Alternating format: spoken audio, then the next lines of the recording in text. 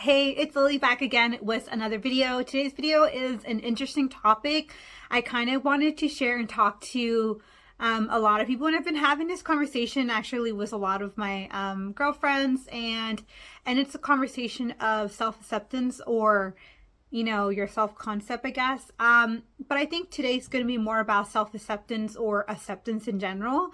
And majority was the kind of like the quotation is like, love yourself, accept, everyone should accept you for who you are, and we should accept people.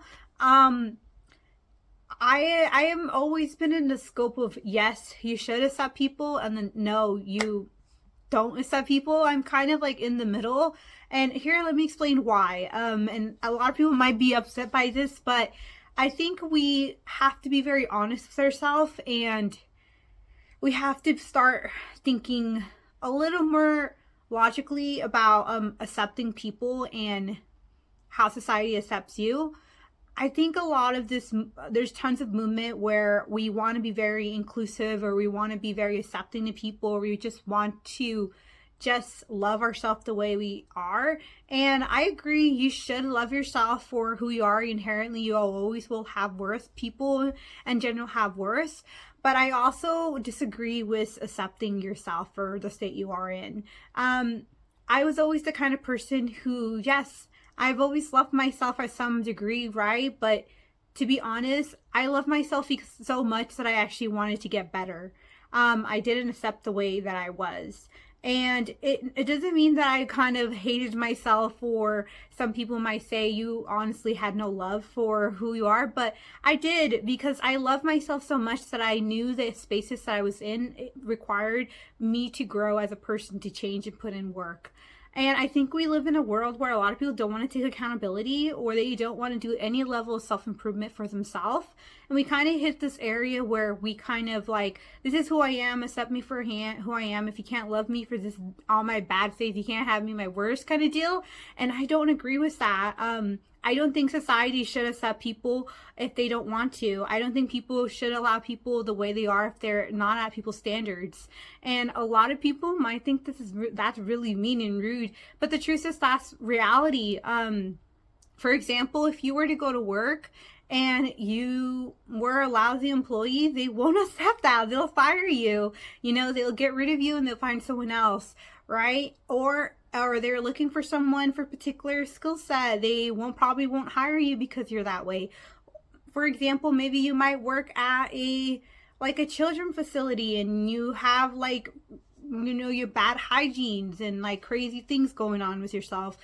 And to be honest, you might have to be a little bit more friendly or presentable for children. Or for example, if you were to go to a very professional setting, you must look presentable in a professional setting. I think that's kind of common sense. That's why there's dress codes for things. And I'm gonna hint to you, a lot of people don't want to be regulated. They think that they have freedom all the time to do whatever they want. And you do have all the freedom and will to do whatever you want. But the whole point of having freedom is not to do whatever you want, because the truth is we have things kind of like laws, consequences, accountability for people who don't actually follow things that are supposed to be. And I think people got comfortable of this freedom or expressing themselves, and when it's not necessary, or to be honest, people don't want it. And I was always the kind of person who have quite a bit of standards who, when I'm around people, my friends, my family. Why? Because I just expected to, be surrounded in a very safe, relaxing environment. And if I didn't ask that for and the people that are around me, I couldn't really get that for myself, right? It's kind of like a lot of people tell you, if you surround yourself with your friends and what your friends do, more likely you're on the average of those friends, right? It's true, who you surround yourself and who you accept in your life will determine, again, how you take care of yourself and how your life kind of comes out as. And I'm not saying it's always true, but let's be real, most of the time, yes. And very successful people actually don't really associate with people below them. It's kind of, people might think that's really mean and a little bit egotistic, but to be honest, why should they? Why should they? Rich and very successful people who, you know, some of them who have really worked really hard to get there, associate with people who aren't at their level. I think if they do, I think it's a service. Does that make sense? Because they have a lot to offer. So I always tell people, like, look, let's be a little bit more mindful on who we are presenting ourselves, because we can't, of course, control what other people do, but let's take a little bit more accountability for ourselves. Yes, love yourself for who you are and the things you can't really change.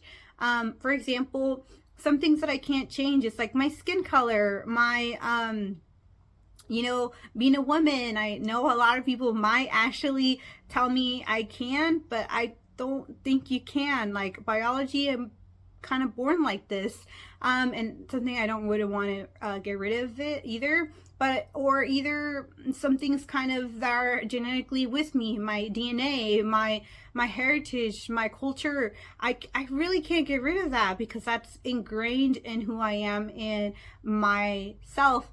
But instead of neglecting those and happen to, you know, outshine everything in my experience, it's just something that's part of me, but I also can have more than that.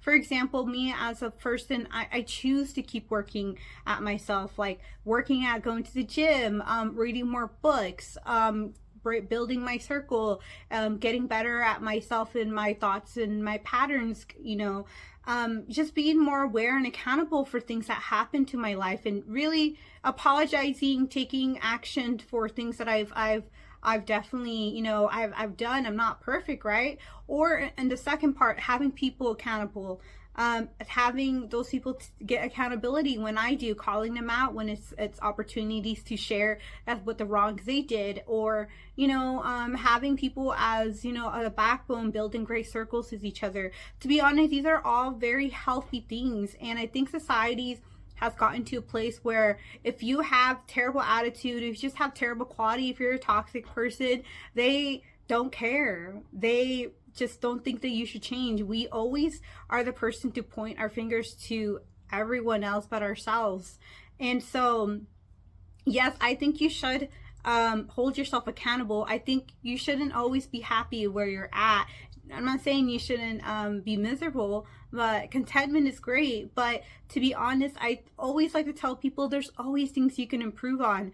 And it for some people they get tired and all that, but improvement shouldn't be hard. It should also be very fun and dynamic. And that's another perspective we can talk about, how self-improvement should be fun and enjoyable rather than, you know, a huge work, unless you're going through huge, you know, trauma that you're trying to undo, and that might require professional help. But to be honest, like most people don't have that level degree of, you know, they need to go to therapy. I think a lot of people think they do, but I think this kind of all in their head, the things that we are consuming online, from the food that we eat, from the low practices and low behaviors that we engage with or even do, those are things that needs cleansing. And again, the habits that you constantly have every day will in general compound over time.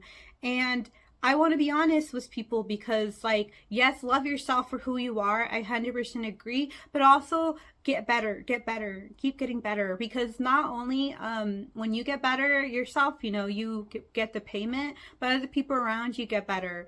And a lot of people don't know that, and that's why when people kind of like level up or they gotten better, their circles get smaller and people drop off or it gets harder. But to be honest, because it needed to happen, those people around you probably were just seasonal people, and your crowd or your type of you know, community will show up when it's appropriate. And I've been through that many phases in my life. To be honest, I have cycles of a lot of friends, cycles through a lot of friendship, but I also have people I know who've been there since like the beginning of time. I am not gonna lie, and I'm forever grateful to relationships, and I've held relations for decades now. And I feel really, really happy to know that I can maintain very healthy and very engaging and fulfilling relationships, rather than superficial and lousy relationships that kind of drag me down, right?